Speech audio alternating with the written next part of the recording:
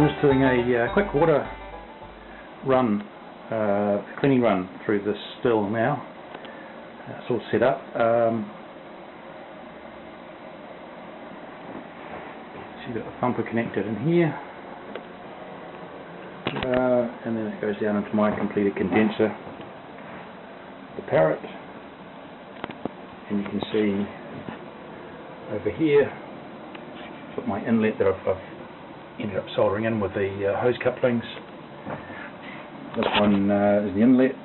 The water would come in from the garden hose and enter down the bottom of the condenser pot. This one's where it would, once the water level fills up, it would just evacuate out there, and I've got another hose I can just clip on the back there to evacuate it down the bottom of the section somewhere. And one of the things about doing tests is you find the stuff you were thinking or weren't thinking about. The seal around here, metal to metal, is obviously not good enough. I was thinking it would possibly need a gasket. But as the gauge in the pot's getting up to around 100 degrees with the water getting to a boil, and there's obviously some pressure starting to accumulate in there, it's just pouring out around that metal to metal seal. I'll either get a thin rubber seal made up, gasket just out of some food grade sort of 1mm, 1.5mm rubber, or I think I might even just silver solder this joint round here and make the whole thing one sealed vessel. See how we go.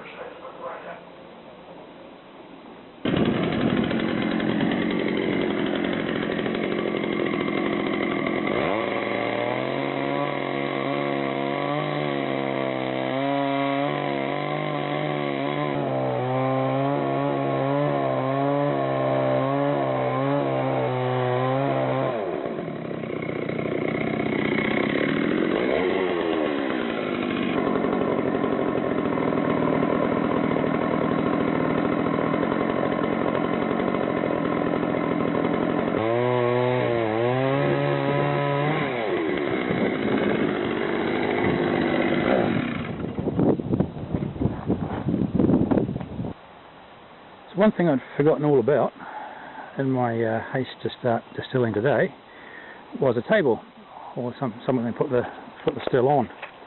I could have dug a hole in the bank somewhere, but it's a nice day. So I magicked me up a table here.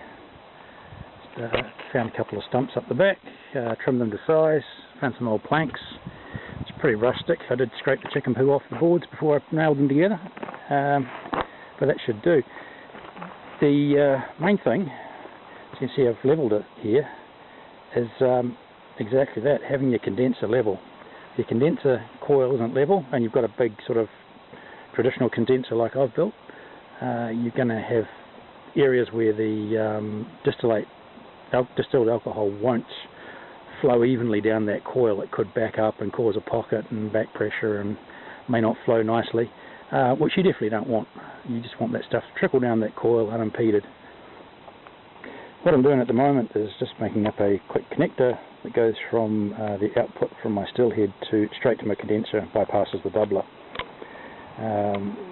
What I'm using is just a piece of the failed attempt my initial attempt at bending up the condenser coil.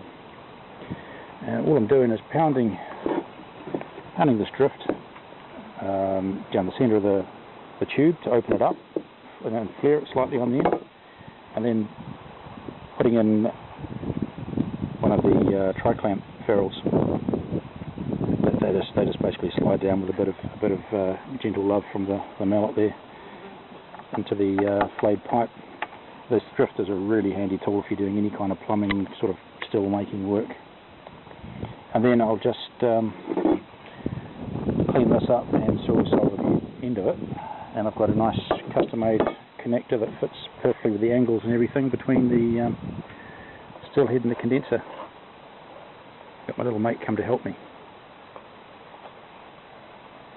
Just applied some flux around the top here. That's flux is your friend when you're silver soldering. I'm just going to use a thin wire silver solder for this. Heat that up and just touch it on there, and it'll wet out right round the.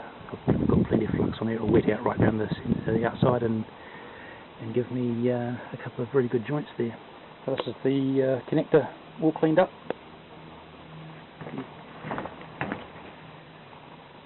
It's all silver soldered up, and that just goes, as I said, straight between the still head and the condenser. I just want to bypass the thumper for a real quick cleaning run, and doing stripping runs as well. I just want to bypass the thumper for that too.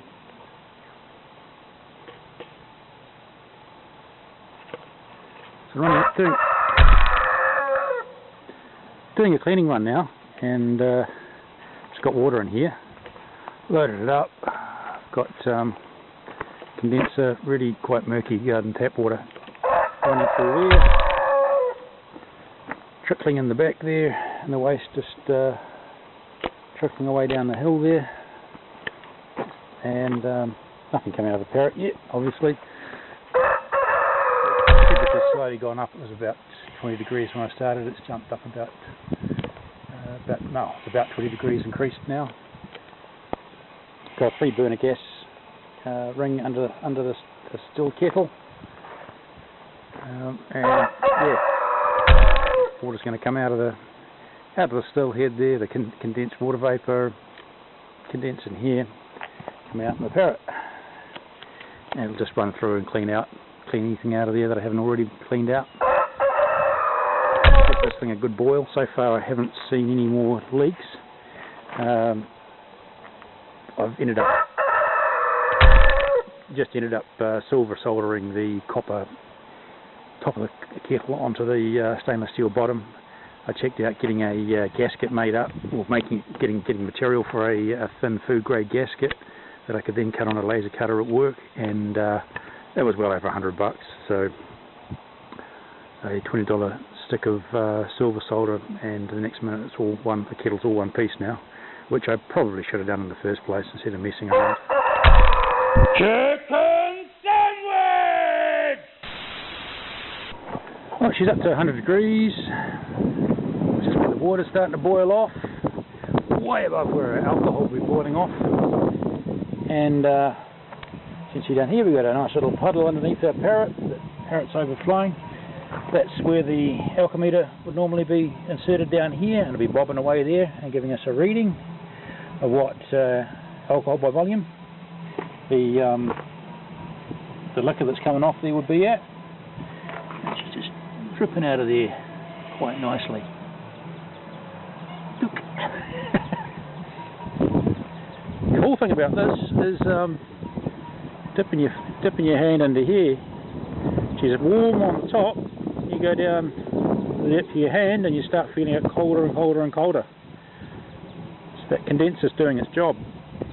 And that's just a single pot hookup. I haven't got my thumper keg in the middle there. It's just a cleaning run for the kettle after silver soldering the top of the kettle and the bottom of the kettle together in lieu of a gasket of some kind, which may or may not have worked and may or may not have cost me $100 or more. Yay! So yeah, cool, very happy with that. That's doing everything I wanted. All good. So, I don't know if I'm going to have enough light left now. Day starting to come to an end. But I may leave it till tomorrow morning and try a run of one of the washes I've got, either a rum or a whiskey. I've done some moonshine wash, I've done some full grain whiskey conversions, and I've done some rum, and I'll maybe make a movie about that, film about that tomorrow when I start distilling some of the stuff. I'm going to have some booze coming off tomorrow. Catch you then.